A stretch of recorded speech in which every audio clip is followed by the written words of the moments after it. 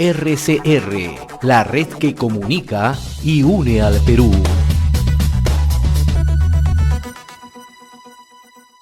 Le damos la bienvenida hasta ahora al ingeniero César Gutiérrez, expresidente de Petroperú, consultor internacional en temas energéticos, ¿no? Y también analista político. César, qué gusto saludarte, como siempre, muy amable. Buen día, ¿cómo estás? Gracias, Pepe, por la invitación. Buenos días. Hay una sucesión de hechos que estamos viviendo en las últimas horas, ¿no? Los hechos más graves en el plano económico, sin lugar a dudas, ¿no? Lo que está ocurriendo con Antamina, ha suspendido sus operaciones, ¿no? Lo ocurrido en Ayacucho con la operación de Apumayo, a cargo de la empresa Ares en Lucanas, ¿no? Ayer también hemos visto que Petroperú, a través de un comunicado, ha hecho público que están amenazados por las personas que en estos momentos han tomado la estación 5 del oleoducto norperuano, ¿no? Y así por el estilo hay una sucesión de hechos, ¿no? ¿Hacia dónde estamos yendo en términos de economía, en términos sociales, ¿no? Esto ya en realidad se salió de control, parece, ¿no? Buenas, Pepe, sí. Mira, de hecho hay un desgobierno, ¿no? A los 100 días que siempre se toma como un referente que se avanzó, en la conclusión no se ha hecho nada, más bien se ha retrocedido. Y hay un desgobierno porque digamos, no solamente por el tema económico, sino no hay una direccionalidad. O sea, hay una serie de anuncios, un presidente que va de un lugar a otro, una especie de un itinerante que quiere dar la sensación de movimiento y que esa sensación de movimiento de una señal de que está trabajando, que no lo es. Y por otro lado también completamente laxos en cuanto a la seguridad pública, ¿no? Lo que ha ocurrido en Antamina, lo que ocurrió en Ayacucho, lo que la estación 5, que es un tema recurrente y que debería tener ya una estrategia de afrontarlo, no hay nada. Entonces estamos yendo a agravar la situación. Mira, el sumum de esto sería que se atente, por ejemplo, contra la estación Malvinas del gas de Camisea, con lo cual sí podría producir, de hecho, un apagón nacional. O sea, cerca del 50% de la energía eléctrica que se genera en el Perú depende del gas y llega a Chilca.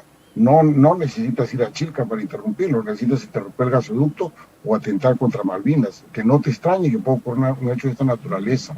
Y los grupos violentistas, un poco seguros de que no va a haber una actuación de la Policía Nacional, ahora se ha dicho que el ejército debería intervenir.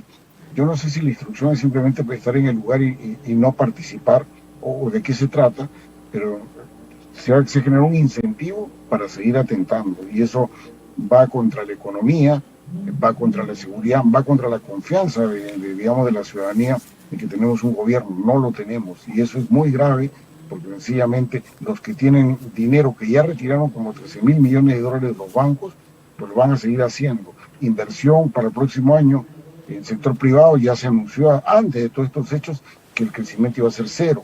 Y con crecimiento cero de inversión en el sector privado, que es el 80% de la inversión total, sencillamente no hay crecimiento económico. Entonces estamos yendo a una situación muy complicada, un presidente que no entiende las cosas, un gabinete donde la propia primer ministra, ante exceso del señor Barrenzuela, o sea, muestra cautelosa, está en desacuerdo con lo que ha hecho, pero no puede ser enfática y decir, bueno, le he pedido la renuncia. ¿Por qué? Porque tiene temor que la desautorice Castillo y dice, vamos a tomar la decisión.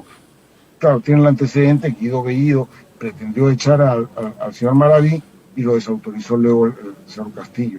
Y en esa cautela, la ministra Mirta Vázquez, que ya tiene alguna experiencia política, ha preferido decir, estoy en desacuerdo, pues tomaremos la decisión con el presidente de la República. Hay un desgobierno muy grande y con una grave consecuencia del sector económico y con grandes consecuencias del sector confianza que va a arrastrar a toda la ciudadanía.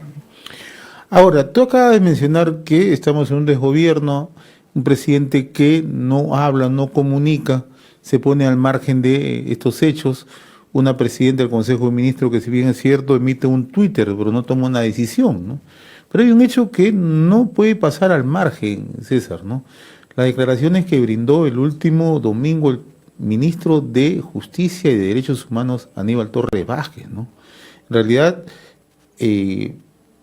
los que hemos seguido de cerca, uno, las afirmaciones, las reafirmó en el propio programa de Enrique Castillo el día domingo, donde dijo que tenía información que los accionistas de la empresa Antamina querían desestabilizar al gobierno. Hay que investigar esto, lo reafirmó 2, 3 veces. Al día siguiente sale un Twitter muy escueto donde dice que en realidad da marcha atrás, ¿no? Que en otras palabras trata de pedir disculpas, ¿no? El hecho parecería que podría quedar simplemente en ese Twitter, y no es así, porque estoy completamente seguro que las legaciones diplomáticas de Canadá, de Japón, de Suiza, de Reino Unido han llamado al canciller y le han dicho qué está pasando, ¿no?, en el Perú, ¿no? ¿Cómo es que un ministro de Justicia y Derechos Humanos se atreve a decir esto, ¿no? Es un hecho gravísimo, ¿no? Esa es una señal que no se puede perder de vista. Tú eres consultor y sabes cómo reaccionan los agentes nacionales e internacionales y los agentes diplomáticos, naturalmente, ¿no? Sí, mira, y ahí hay 3 temas. Es el hecho de la reacción de los grupos empresariales que conducen este consorcio, que es natural, que la desconfianza que se generó por la barbaridad que ha dicho el señor Aníbal Torres, pero no solo eso. O sea, en la declaración de Aníbal Torres hay una mezcla de esta especie de revanchismo que quiere crear el gobierno, de decir, el empresario es malo, el gobierno es bueno, los ciudadanos que están en las zonas minero-energéticas o industrias extractivas son buenos y los extractores son malos. Esa división que pretende generar el gobierno, que busca permanentemente hacerlo, va por un lado. Y por otro lado el desconocimiento, ¿no? O sea, cuando afirma los directores, los miembros de la empresa, o sea, no entiende que los miembros son otras empresas, o sea, él quiere personalizar. Entonces, una mezcla de desconocimiento, una mezcla de su estrategia del gobierno de dividir, ¿no?, entre buenos y malos. Eso es lo que hay. Por supuesto, afuera, ¿cómo nos miran? Nos miran, pues estamos conducidos por gente que no tienen idea en lo absoluto, que son los temas empresariales por un lado, y por otro lado se está usando para que nos enfrenten. Eso es lo que está haciendo. Y Antamina, yo creo que ha hecho lo correcto, el consorcio, digamos, de parar operaciones. O sea, no es porque mañana pueden salir a decir, oye, esto es una especie de huelga empresarial, ¿no? Y que nos están provocando la desestabilización del gobierno. Que no te extrañe que vayan por ahí. Pero el tema es, han hecho lo razonable, porque en la medida que sigan operando y estos grupos violentistas no sean controlados, se puede seguir atentando. Entonces han hecho lo razonable. Igual ha hecho Buenaventura, igual ante otro hecho, y en estas circunstancias, lamentablemente, pues la desconfianza crece pues, en niveles exponenciales, y el gobierno da unas señales en absoluto de desconocimiento. Da una serie de afirmaciones, el tema de Bolivia, el tema de la nacionalización de los recursos naturales, la estatización, como le llama, ahí tiene una gran confusión, pero detrás de todo eso hay un apetito de confrontación de buenos y malos, donde los buenos son ellos y los malos son el resto.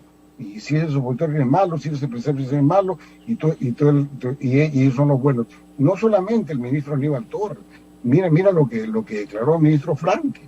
Ministro Franque diciendo que le molesta que alguien tenga un carro de lujo, claro, y él se desplaza en uno de ellos. Entonces, acá hay un espíritu de confrontación, y esa es la verdadera vocación gubernamental, y eso es lo que ya están tomando en cuenta los inversionistas. Estamos ante gente que genera el conflicto, que no tiene conocimientos, pero quiere usarlos contra el sector privado.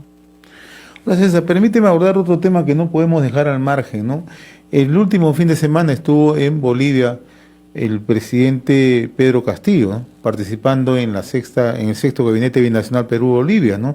Y allí el presidente Castillo ha firmado con el presidente de Bolivia, Luis Arce, 10 acuerdos de cooperación que, a tenor de lo que dice la nota oficial, van a implicar el desarrollo de los proyectos para que el gas de Bolivia se venda en el sur del país, ¿no? ¿Estos acuerdos son posibles? ¿Se pueden realizar? ¿Tienen sustento técnico?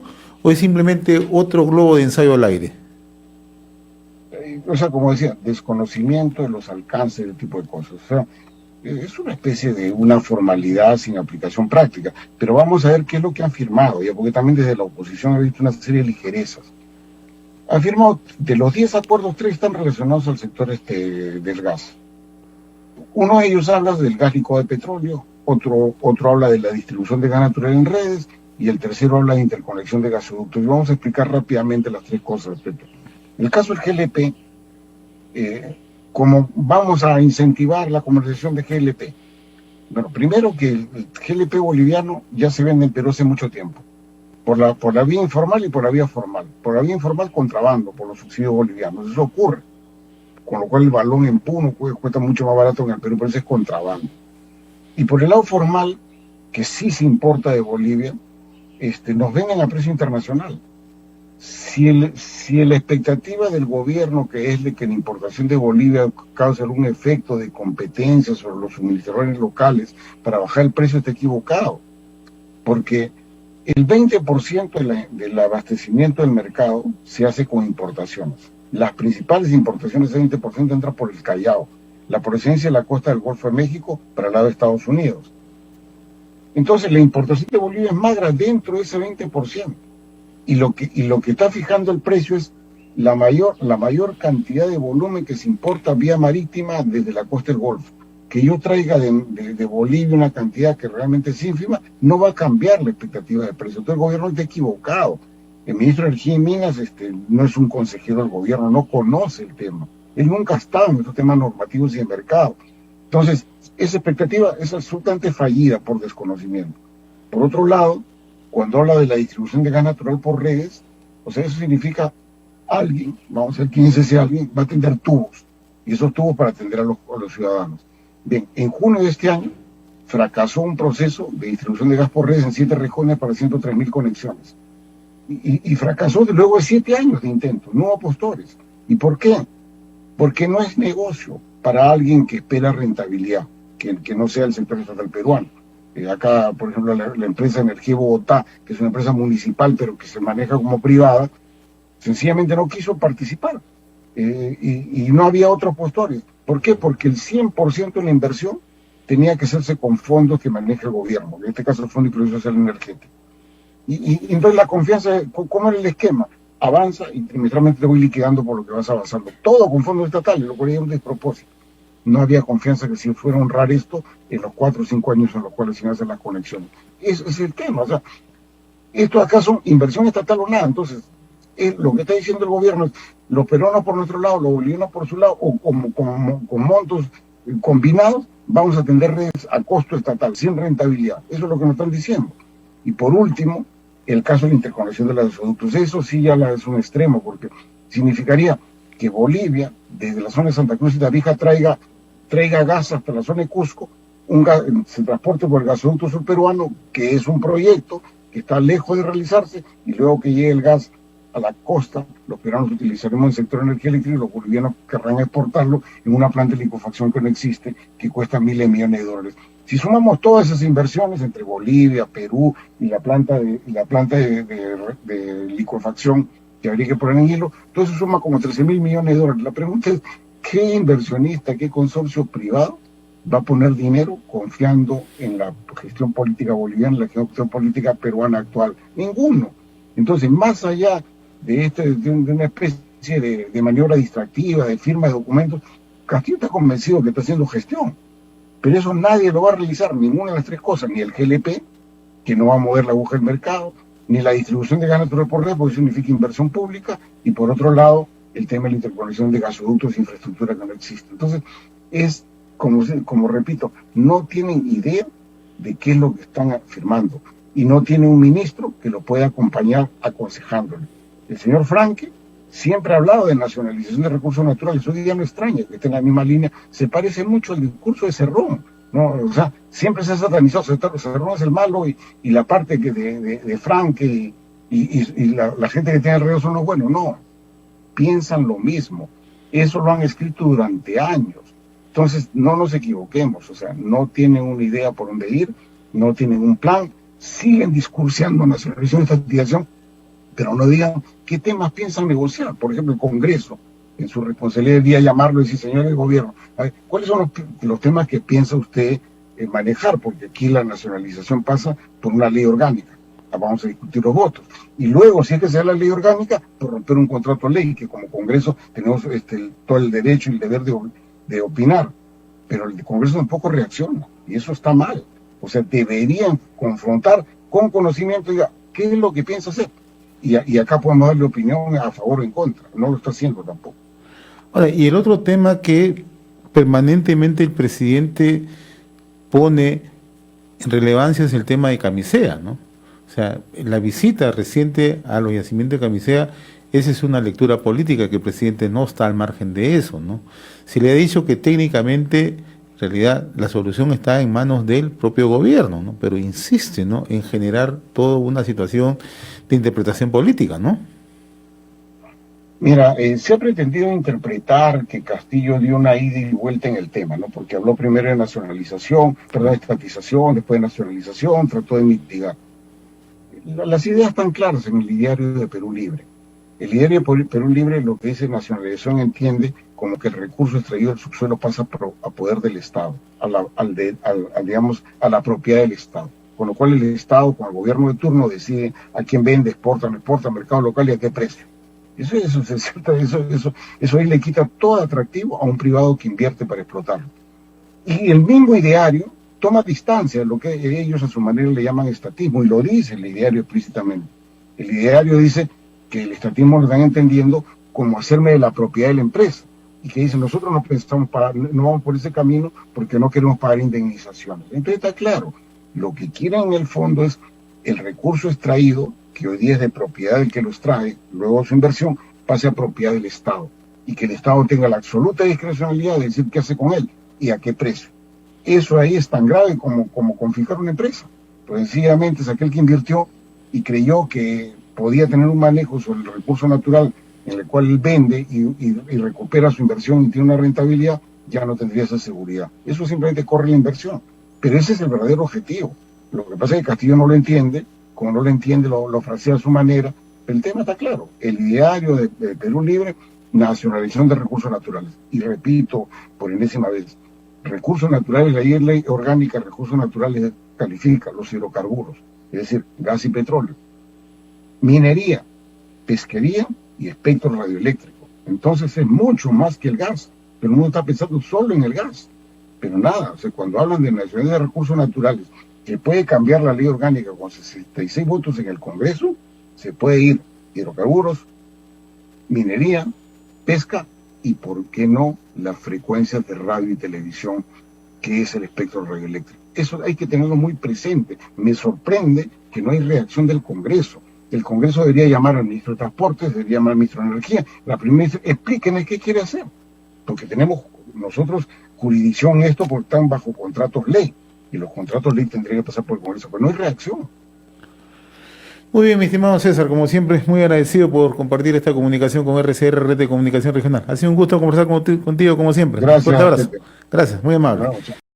RCR, la red que comunica y une al Perú.